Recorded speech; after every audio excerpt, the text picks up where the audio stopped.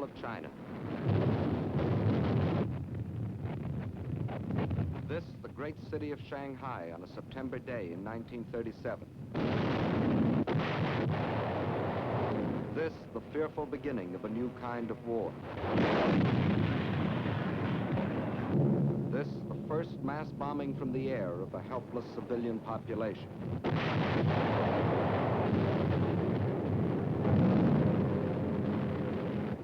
Why? Why are these innocent Chinese men, women, children to die beneath the hail of Japanese bombs? To find the answer to this question, we must first understand something about China and Japan. And to understand China, three facts must never be forgotten. China is history. China is land. China is people. Chinese history goes back for more than 4,000 years. That's a long time. It was only 168 years ago that Washington crossed the Delaware. Only 452 years have passed since Columbus discovered America. It's 1,500 years since the world saw the fall of the ancient Roman Empire. 3,400 years have gone by since Moses received the Ten Commandments. 3,700 years have passed since the pyramids were built. But more than 4,000 years ago, the Chinese Empire was already in existence. And more important, so was the Chinese civilization, a civilization of art and learning and peace. Yes, China is history. And China is also land, more land than the entire continent of Europe, a third larger than the United States, and rich in raw materials. This vast area consists of China proper and 4 outer provinces. To the north is Manchuria, huge and desolate, but abounding in raw materials. Next to Manchuria are Mongolia and Xinjiang. Here lies the Gobi Desert, a vast plateau twice the size of Texas, inhabited by nomad tribes who lead their camel caravans back and forth over ancient trade routes. To the west is Tibet, the icy roof of the world, its borders encompassing the eastern end of the Himalayan mountains, the mystery land that few have entered. And from these vast mountains of the west rise the 3 great rivers which are China's lifeblood. The northernmost of these is the Huanghe, the Yellow River, often known as China's sorrow because of its frequent flooding. Far to the south flows the Sikiang, the Pearl River, which enters the sea past the great ports of Canton and Hong Kong. But the greatest river of all is the one that flows between, the Yangtze, winding for 3,000 miles through the heart of China, bringing fertility to the good earth and bearing upon its broad waters half the commerce of China. Yes, China is land, next to Russia, the largest country in the world. But most important, China is people, 450 million of them.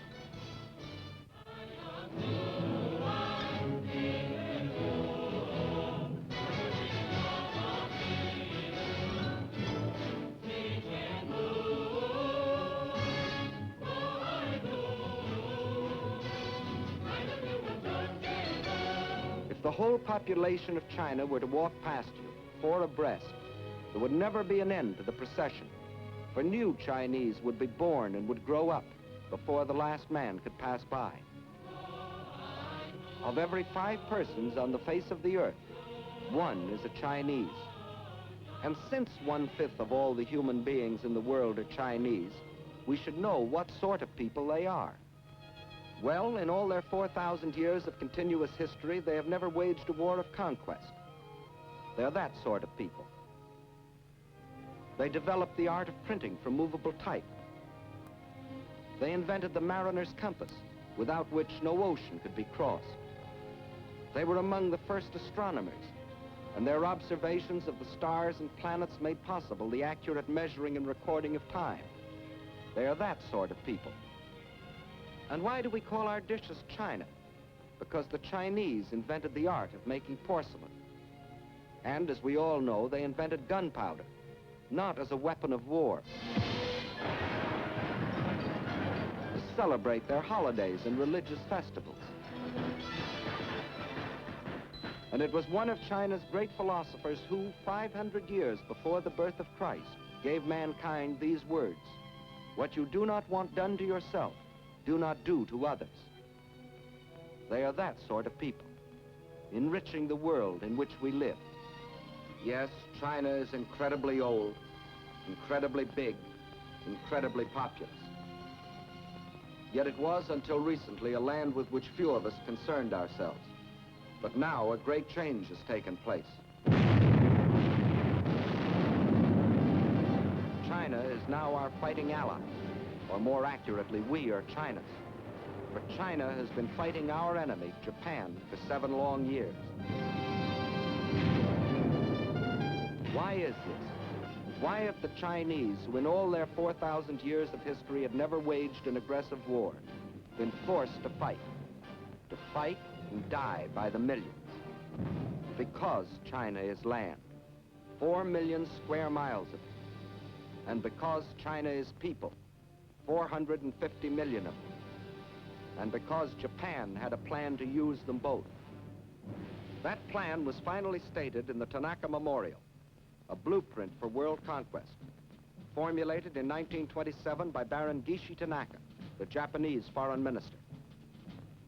In order to conquer the world, we must first conquer China. Here was their mad dream. Phase 1, the conquest of Manchuria for raw materials. Phase 2, the absorption of China for manpower, piece by piece, so as not to arouse the rest of the world. Phase 3, a triumphant sweep to the south to seize the riches of the Indies. Phase 4, the eastward move to crush the United States. One fact was obvious. China was to be the giant back on which Japan would ride to world conquest, just as Russia was to be enslaved for German use. But how was it possible for Japan, only 1/20th the size of China, and with only 1/6 its population, to think of conquering China, much less the world? There were 2 main reasons for this. In the first place, modern China, in spite of its age-old history, was like the broken pieces of a jigsaw puzzle, each piece controlled by a different ruler, each with his own private army. In modern terms, China was a country, but not yet a nation, while Japan was a united, well-knit, highly regimented military dictatorship. The second reason lies in the uses each country made of our Western civilization. Let's see what China took. You will notice that this is a very old piece of film. Actually, it is more than 30 years old, and it shows a very great man by the name of Sun Yat-sen.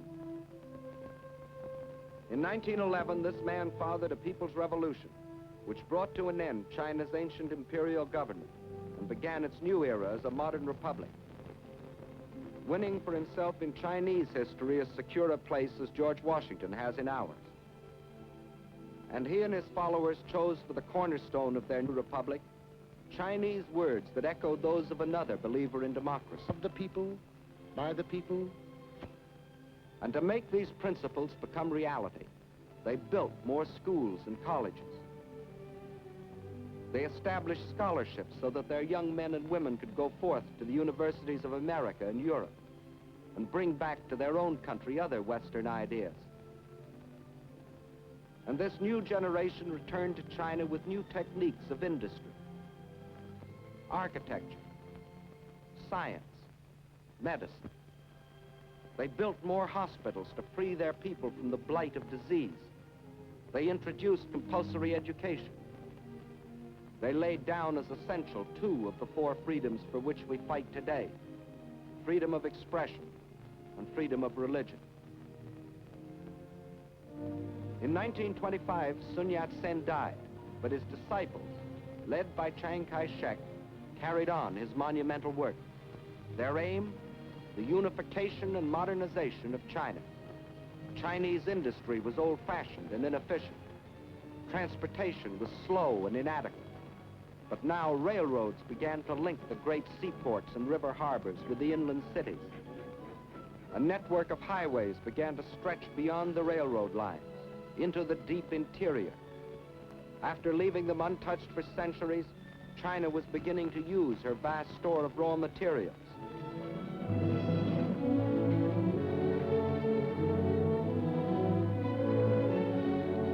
And soon the tools and machines of the new factories were delivering the goods and products for China's new economy.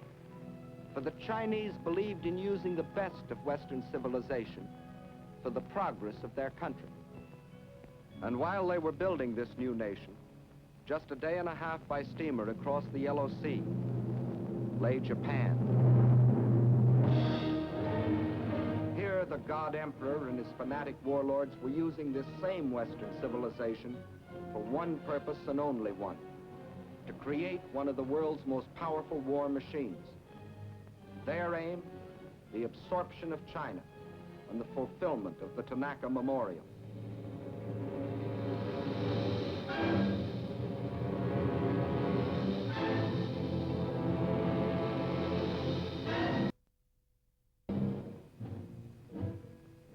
For years, Japan had deliberately copied military weapons and industrial techniques discovered in other countries.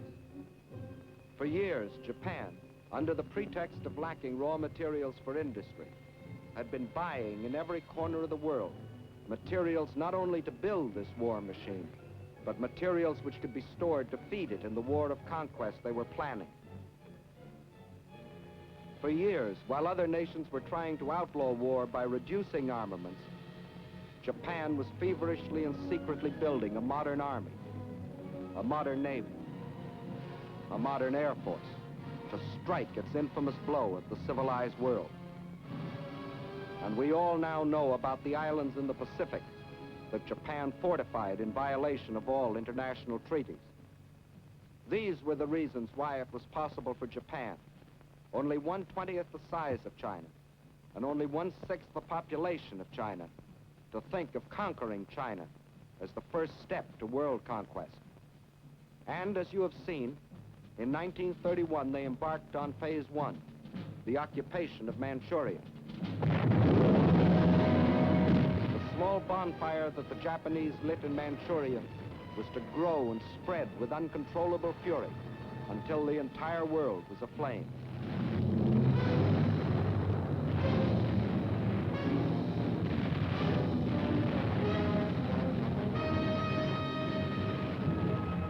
Phase 1 of the Tanaka Plan was completed, and exactly as planned. The Japs had been confident that this first and sudden land grab could be accomplished without their becoming involved in a major war. And they were right. The unification of China was still too remote for the Chinese of the South to care what happened to their kinsmen in the North. Using the step-by-step technique, a few months later, the Japs took a crack at Shanghai.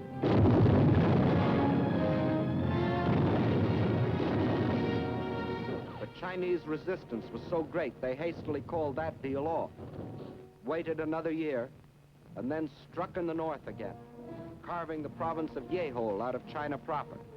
This, too, they got away with.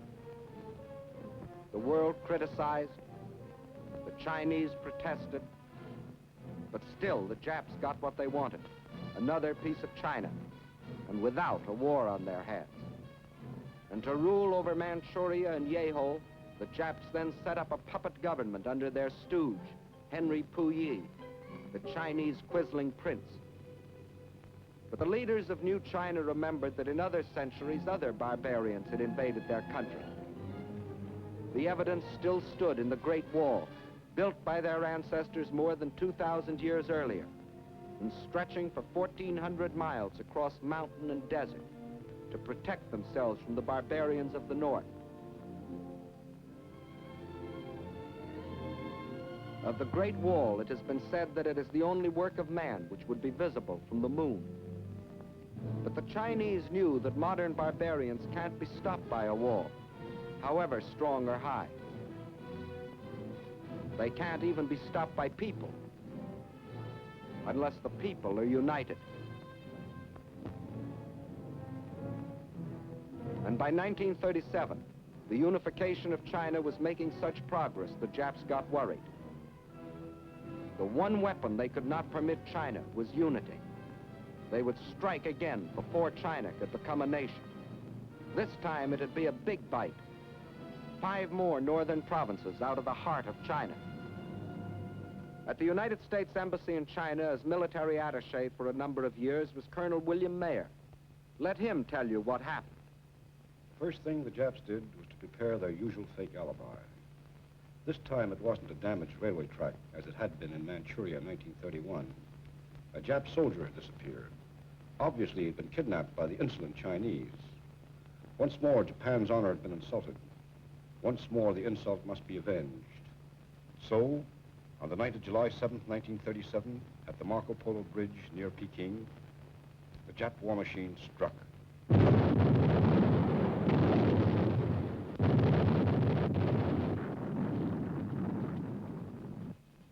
Within the space of a few weeks, the invaders were in control of Tientsin and Beiping. It looked as if the Japs were going to have another walkover.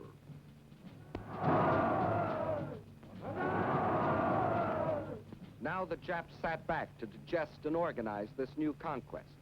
The peace-loving Japanese didn't want a war if they could get their land grabs without one. But this time they were in for a rude surprise. This time, instead of protesting or negotiating, the Chinese struck back. And not in the north, but at Shanghai, where the Japs least expected it.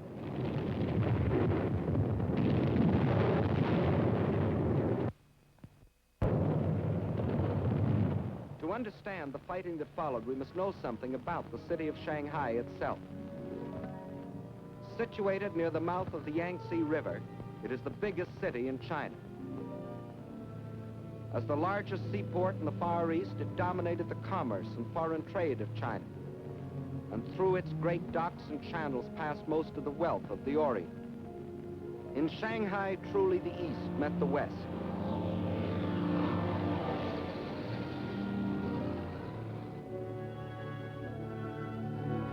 And within this city of 3.5 million Chinese was another city, the Foreign Settlement, made up of the French Concession and the well-known International Settlement. There, the various powers, including Great Britain, the United States, and Japan, had stationed detachments of troops, Japanese, British, French, and our own United States Marines, to assist the police of the Shanghai Municipal Council in the preservation of peace and order, and to protect the boundaries of the international settlement. These detachments were limited in size, but the Japs secretly, and in violation of all treaty agreements, had increased their garrison so that when fighting started on the border of their concession in August of 1937, they thought they were fully prepared for any eventuality.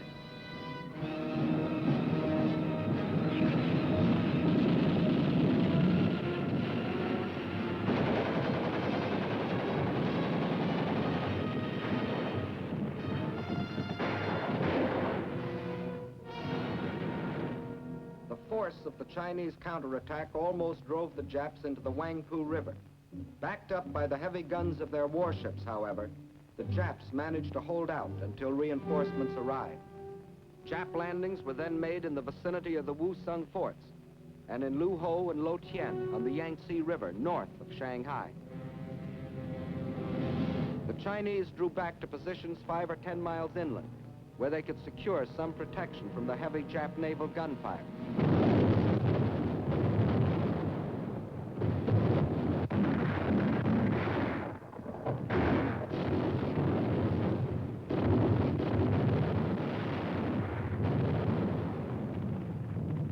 At the same time, the invaders succeeded in making a surprise landing some 20 miles to the south of Shanghai, put 2 divisions ashore, and pushed rapidly north to outflank the city.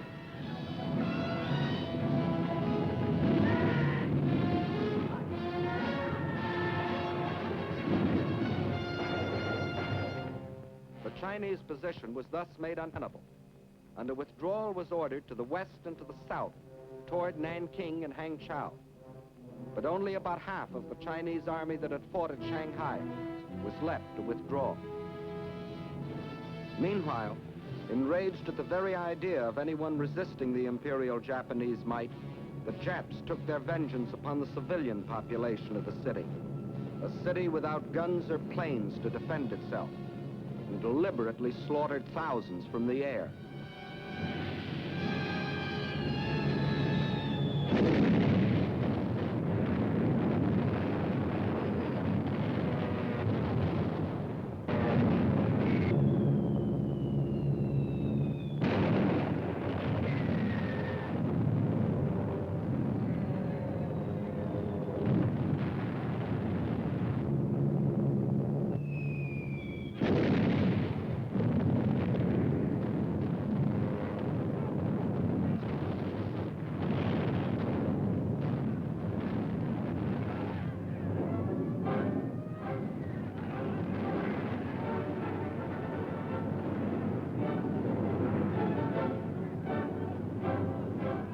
There was refuge inside the international settlement, where Japan was afraid to bomb the property and people of the foreign powers, just yet.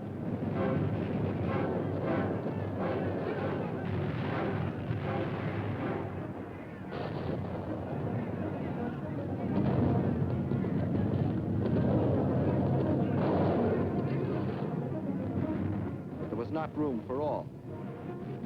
For each who found safety inside, there were thousands huddled beyond the gates, standing helpless and undefended against the Jap attacks. There was no escape for these surging and panic-stricken people.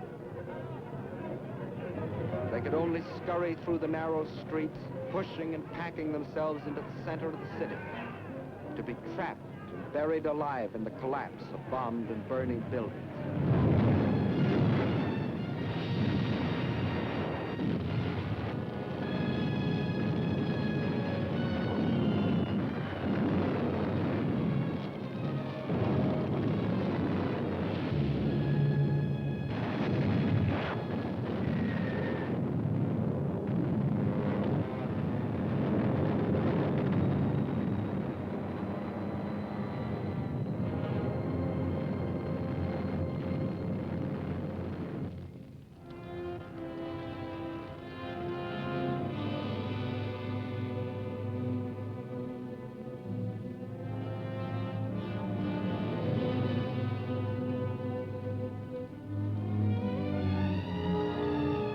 Thus, the Japanese introduced the world to a new kind of war.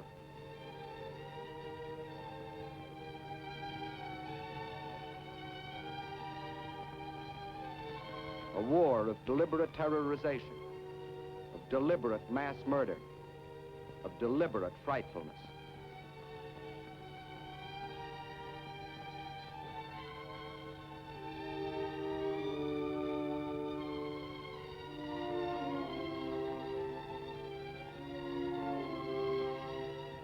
When the campaign was over, the Japs occupied the entire peninsula east of Shanghai. Reorganizing rapidly, they then launched a coordinated drive on Nanking. One column pushed along the railroad while another swung further to the south. This column then split and continued its drive, hoping to cut off any possible retreat of the Chinese armies defending Nanking. It was here in the Yangtze that the blood-crazed Japs attacked an American gunboat, the USS Panay, despite its distinctive markings.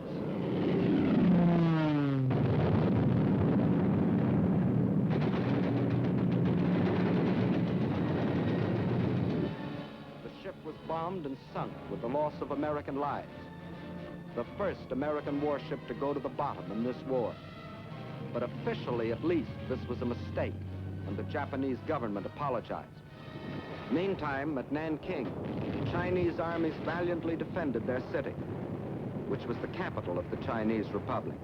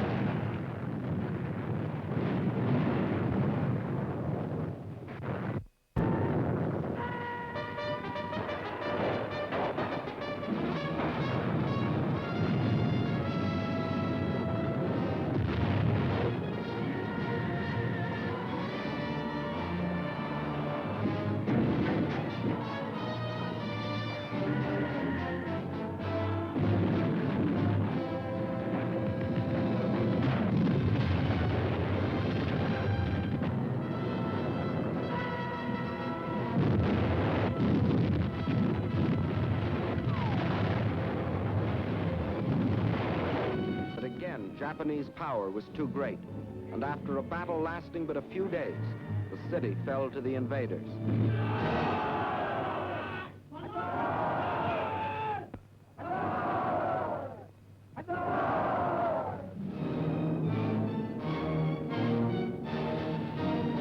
In their occupation of Nanking, the Japs again outdid themselves in barbarism. The helpless populace was trapped by the city walls and could not flee. The Japanese soldiers went berserk. They raped and tortured. They killed and butchered.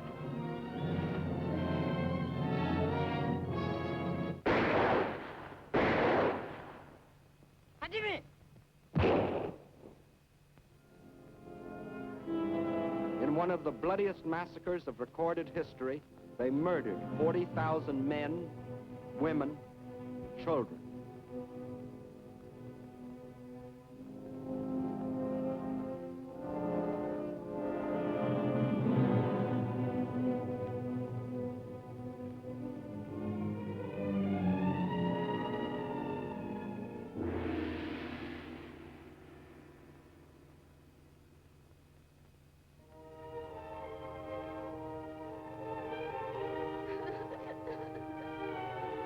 Those who lived might better have died, for the horror of their twisted and torn bodies was worse than death. These scenes were photographed by an American missionary and smuggled out of China after the rape of Nanking.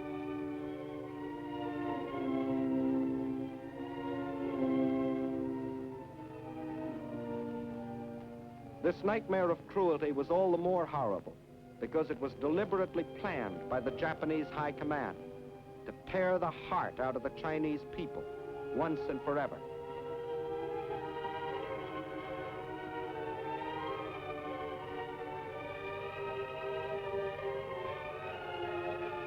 And then it happened. That which Sun Yat-sen had dreamed of, that which Chiang Kai-shek had toiled for, that which is stronger than stone walls had at last been born in China. The will to resist. 青年们，有钱的出钱，好，来打倒日本人，一定要打回老家去。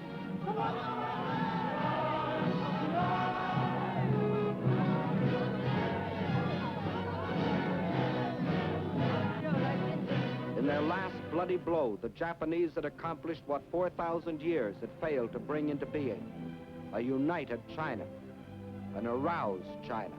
必须要团结一致，消灭日寇，然后我们才能够得到安全。担着神圣救国的责任，应该贡献我们所有的力量，为求生存和独立而抗战，为反抗帝国主义的残暴，坚决抵抗，我们一天不屈服，让我们大家前进，反抗到底。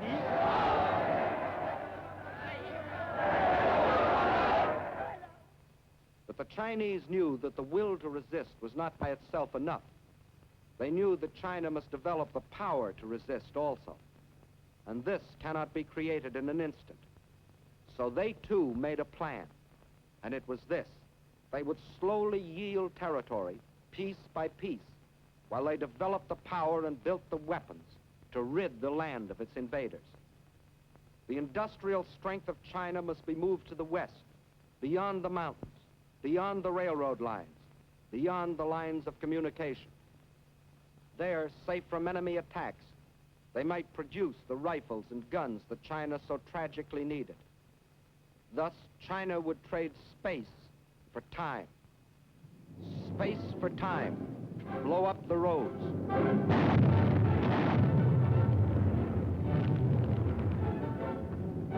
Space for time.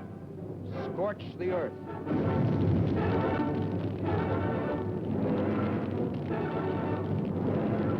Space for time. Blow up the factory buildings.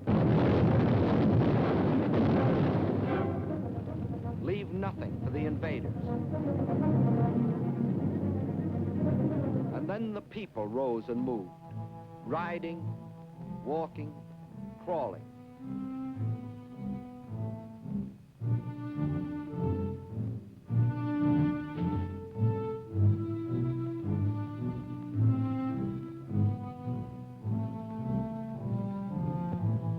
million of them, spontaneously driven by an epic impulse, rose and made their way westward.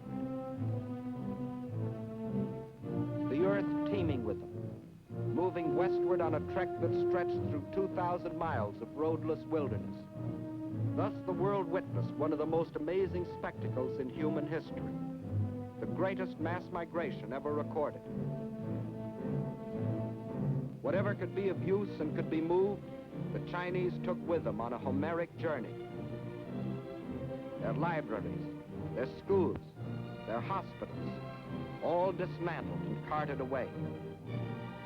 The machinery from over 1,000 factories, weighing over 300 million pounds, was moved away in trucks and ox carts and on their backs, 2,000 miles away, 2,000 miles westward. Wherever they could, they gathered along the few remaining railroads, waiting, hoping for some chance to ride part of the way toward their westward goal. And when they had packed the last train with the last ounce of humanity and machinery, the tracks themselves were taken up, rail by rail, tie by tie, to be transported westward, to leave nothing for the enemy.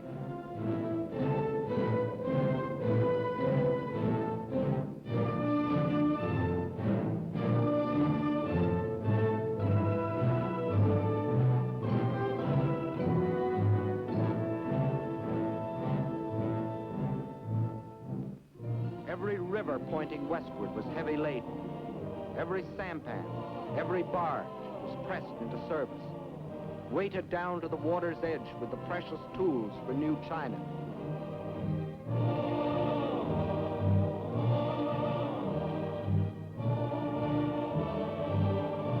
Nothing could stop them, not even the rivers that narrowed into mountain gorges. Westward with their loads of machinery, more precious than gold.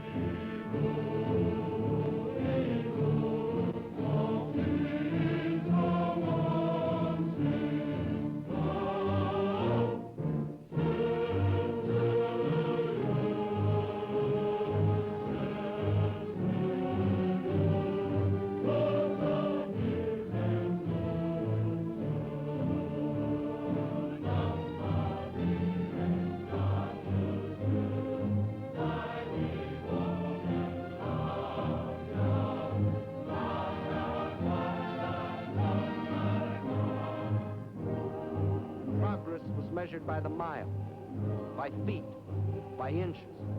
The trail they broke was moistened every step of the way by their sweat.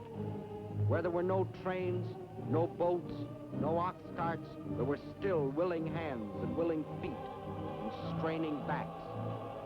30 million people moving westward. Westward from the invader. Westward from slavery and death. Westward to freedom.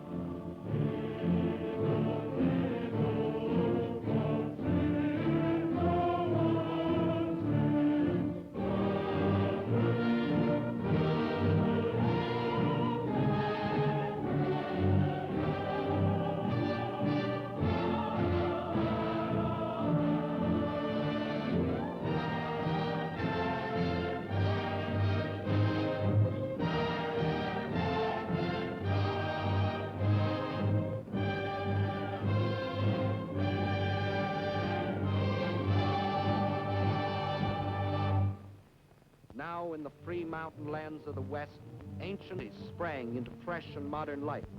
Chief of them all was the new capital of free China, Chongqing. Here on the cliffs high above the Yangtze River, the Chinese had reestablished their government. They knew, however, that the people of the city would not be safe from Jap air raids. The memories of Shanghai were fresh in their minds. And in the sandstone cliff on which the city is built, thousands of workmen rushed the construction of enormous caves as shelters for the people and for the pitifully few machines, more important than life. To the Japs, Chongqing became the heart of the Chinese nation they were determined to conquer. Destroy Chongqing, and they would break the spirit of New China.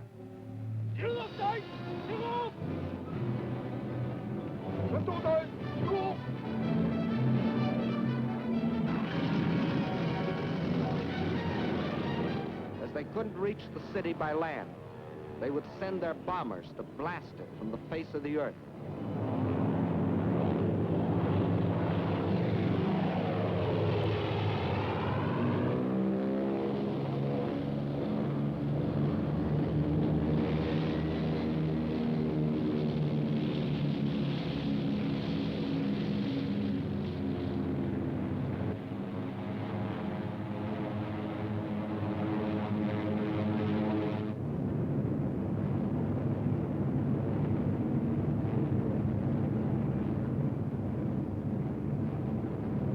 Against these Japanese armadas, slow and obsolete Chinese planes made a suicidal attempt to defend Chongqing.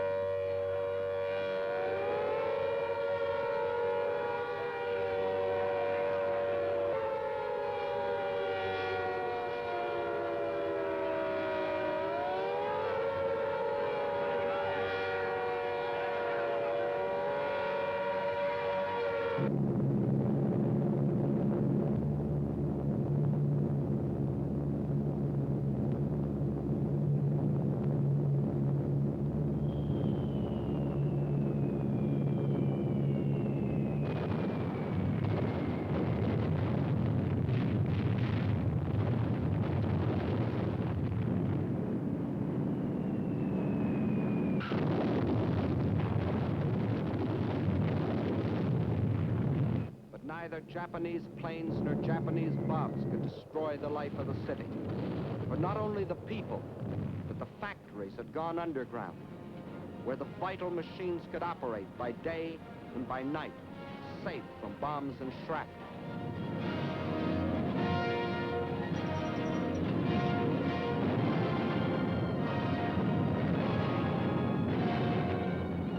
This time, the Chinese had anticipated their enemy. In spite of bombs and fire and destruction, this time the Chinese stood fast.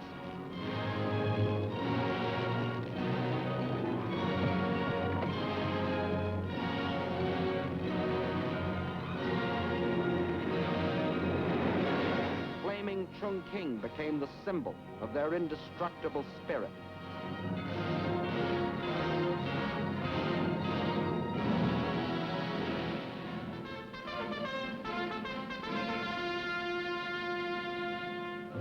Now the call to arms sounded throughout New China. And from the vast interior, China's millions answered the call.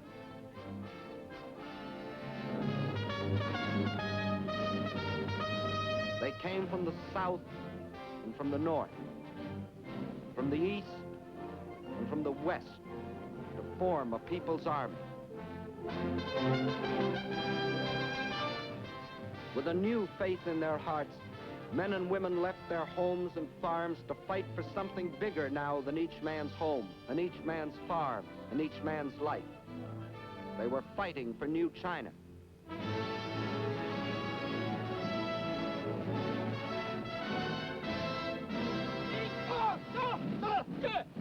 Ah! soldiers, awkward and unskilled, like all new soldiers. But they toughened and trained.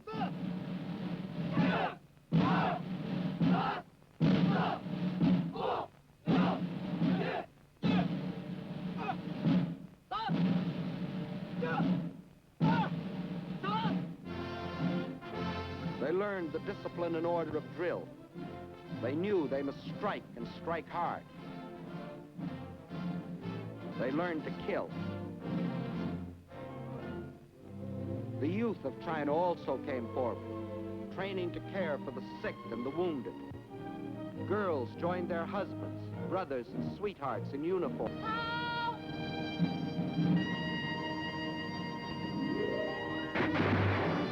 And to the aid of China came volunteers from other lands, men who pledged themselves to fight against tyranny and oppression no matter where. Americans like the legendary Colonel Chennault and his Flying Tigers, who, with their few American planes, were knocking down enemy planes at the fantastic ratio of 20 nips to 1 of their own. The Japs had hoped to ride to world conquest on the back of the giant Chinese workhorse. Phase 2 of the Tanaka Plan called for breaking the horse to their will. But the great patient horse refused to be broken. The enraged Japs saw their whole plan of conquest bogging down. So they set out to drain the giant's strength by cutting the arteries through which flowed China's lifeblood of supplies. They penetrated along the rivers. Railroads destroyed by the Chinese were rebuilt with slave labor as the Japanese moved inland to secure control of key rail lines and important communications. And China's supply lines from the outside world were cut off by Jap warships blockading the coast. The Japanese strategy was the isolation of China. Port after port was occupied. This meant China was being cut off from supplies she couldn't manufacture for herself. Supplies she was getting from her Western friends.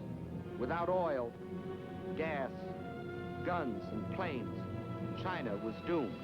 With the whole of the Chinese coast in the hands of the Japs, there would only be 2 routes over which to bring the vitally necessary materials. From Indochina, a narrow-gauge railway ran inland from the sea to Kunming, connecting with a truck road that went to Chongqing. But its capacity was limited.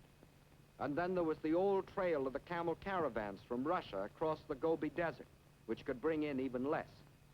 Not only did these routes provide too little for China's needs, but they were too near Jap territory to be safe. There was only one other possibility. In Burma was a railroad that ran from the port of Rangoon to Lashio. Separating it from the truck road at Kunming were hundreds of miles of high mountains and deep river gorges.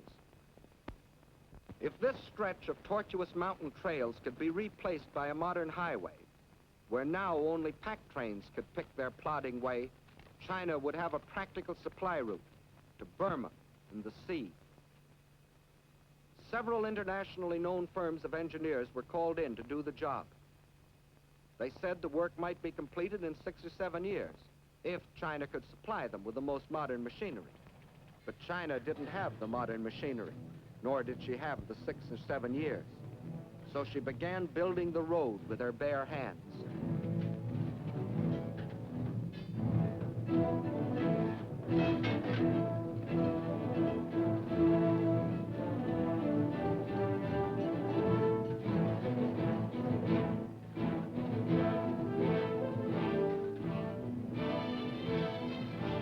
By thousands, by tens of thousands, by hundreds of thousands, they toiled at the back-breaking task of carving this desperately needed supply line out of the reluctant mountains.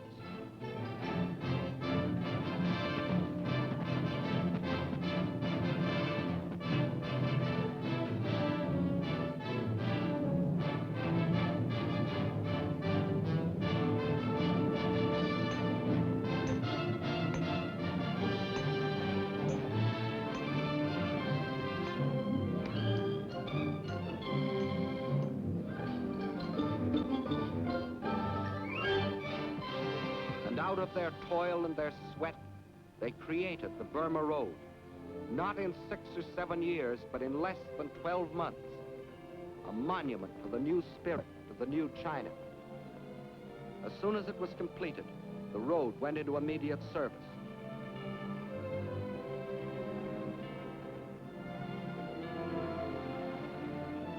By thousands, the trucks shuttled back and forth between its terminals,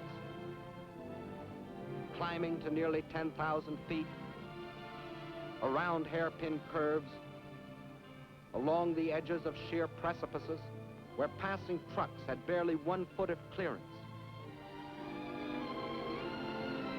And the blood plasma of new supplies flowed steadily over China's lifeline to the sea, protected by Colonel Chennault's incredible flying tigers.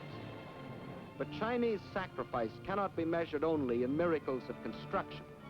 It must be counted, too, in the tragedy of destruction. For while still the Burma Road was being built, the invading Jap armies had fanned out and straddled fully 2/3 of the railroad lines of the country. In the summer of 1938, they set out to capture the remaining 1/3, starting with the vital railroad junction at Chengchao. Chengchao is situated on the banks of the Yellow River, China's sorrow. Originally, the river flowed from Chengchao southeastward to the Yellow Sea. But nearly a century ago, a great flood abruptly changed its course, swinging it far to the north. For generation upon generation, as the spring floods rushed down to the sea, thousands of Chinese worked on the dikes to hold the river in its new course, protecting their homes and their crops.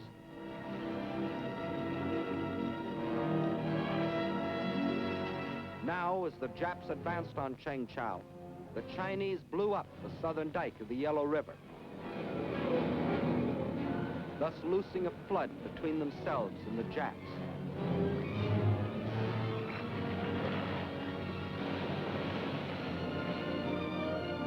Once more, the river flowed in its old course, forming a barrier which to this day has prevented the Jap from entrenching himself in this area. Thus, once more, with no thought of the human sacrifice or the material cost, the Chinese traded space for time. And the Chinese had still other tricks to pull from their patched and faded sleeves. You will notice that this map of Jap conquests doesn't look like the military maps you have seen in the previous films. By all military standards, it should have looked like this, which is the way the Japs wanted it to look. But the Japanese were learning that the occupation of Chinese cities and control of Chinese rivers and railroads still was far from meaning the subjugation of China. For the Chinese had formed themselves into guerrilla bands, trained to harass the Jap forces. These guerrillas were mostly farmers who had stayed behind on the land when the great migration to the west took place. Peaceful farmers one day, deadly fighters the next. They made an unpredictable and uncontrollable enemy.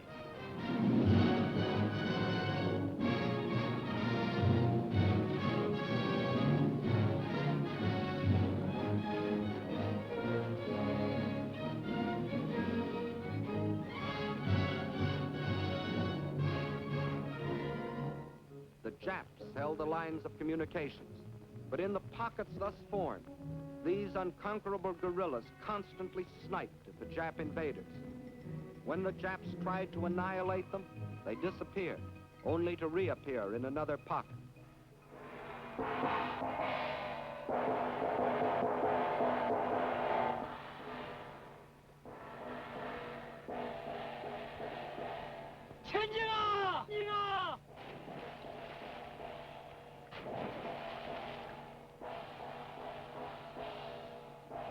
Attacking with speed and surprise, they ambushed enemy patrols.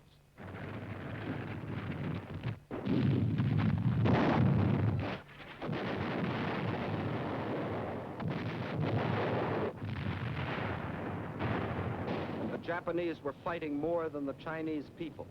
They were fighting the Chinese land, the great distances, the rivers, the floods, the swamps and marshes. These, too, were enemies that defied the Jap war machine. The giant back Japan intended to ride to world conquest was proving to be a bucking bronco.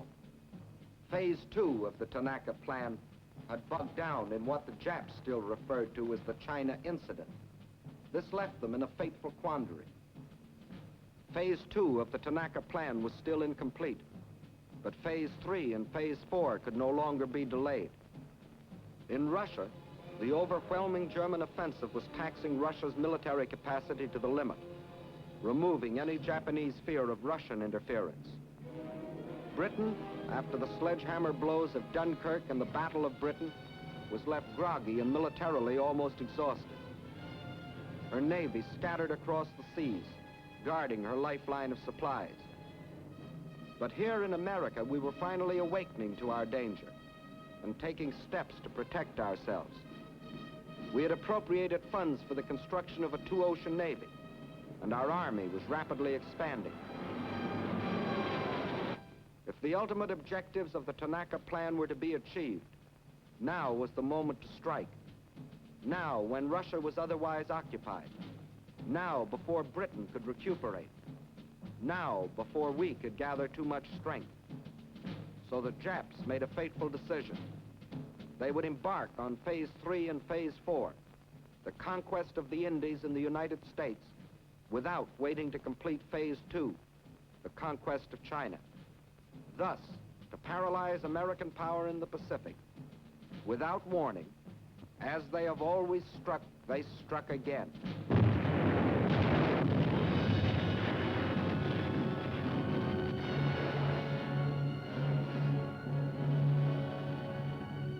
According to all the rules, China's position should now be greatly improved. For in her war with Japan, China now had fighting allies. Ourselves, the British, the Dutch. But it didn't work that way for China. For in those tragic early months of 1942, when we sustained defeat after defeat at the hands of our common enemy,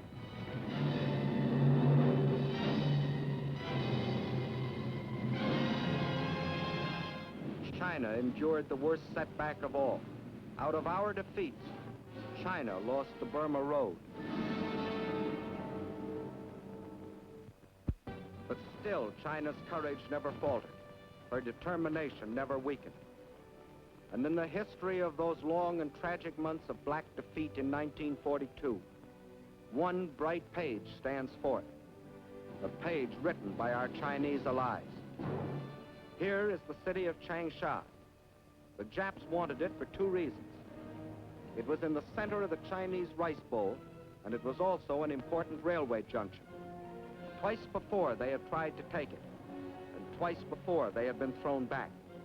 Massing a large striking force near Yocho, on Christmas Eve 1941, the Japs started southward toward Changsha in 3 columns.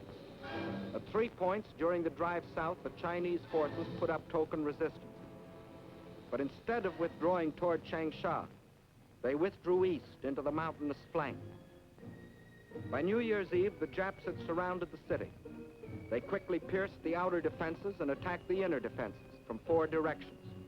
In spite of fierce resistance, the Japs were certain that the fall of Changsha was only a matter of hours. What they didn't know was that they had walked into a well-baited trap, for the Chinese forces, which had withdrawn into the hills, now swept down on the Jap supply lines and cut them to ribbons.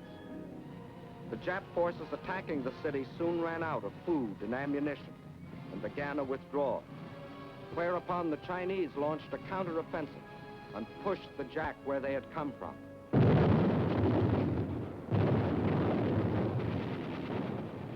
The Jap column was forced to run the gauntlet of continuous attack by the pursuing Chinese forces.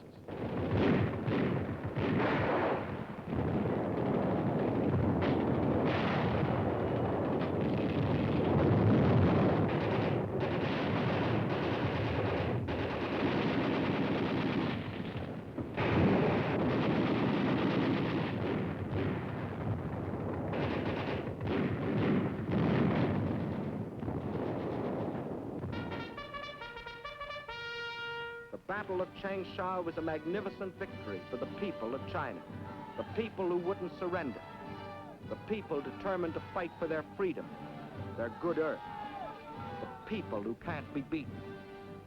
And as 1944 dawns, there is another and greater story being written. From the Aleutians to the South Pacific, we are on the offensive. In the jungles of New Guinea, in the Gilbert and Marshall Islands,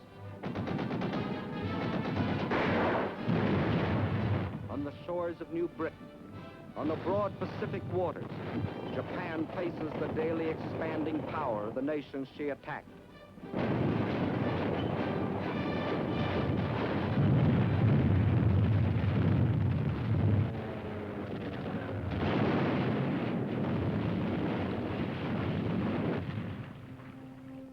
And in India, American, British, and Chinese forces are gathering strength under Lord Mountbatten for the liberation of China. For China's war is our war, and now her millions belong not only to United China, but also to the United Nations. Leader of our American forces is General Stilwell, who has the unique honor of being the chief of staff of all the Chinese expeditionary armies. Division after division of picked Chinese troops are being flown in our planes from China to India, where they are armed and equipped with the most modern American weapons. Trained and hardened to spearhead the coming drive against Japan. Through enemy-held territory in northern Burma, the new Lido Road is being pushed. Over mountains, through jungle and swamp, from India to China, to connect with the old Burma Road. In the jungle on either side, American and Chinese patrols protect the road and strike at the Japs. Their supplies and ammunition brought in by plane and parachute.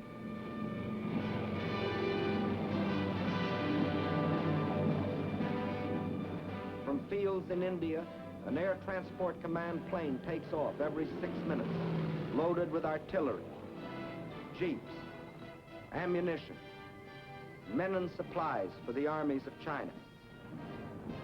Over this Burma skyway, over this hump of mountains 16,000 feet high, more tonnage is being flown into China than was ever trucked in over the old Burma Road.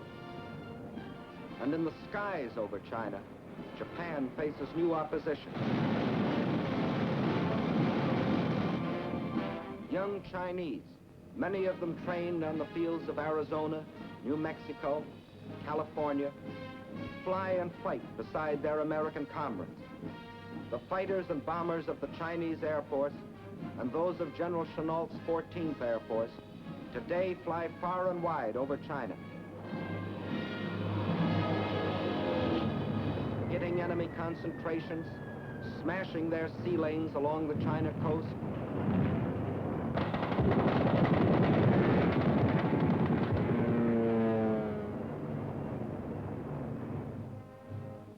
The same people that moved a nation 2,000 miles, that built the Burma Road, are building airfields out of stones, mud, and patient, tireless hands.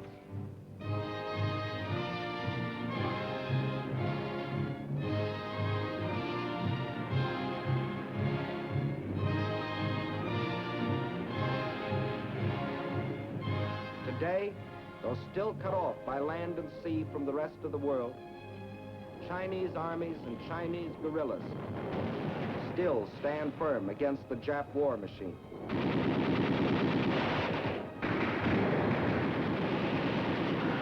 The oldest and the youngest of the world's great nations, together with the British Commonwealth, fight side by side in the struggle that is as old as China herself, the struggle of freedom against slavery, civilization against barbarism, good against evil. Upon their victory depends the future of mankind. We in China, like you, want a better world. Not for ourselves alone, but for all mankind. And we must have it.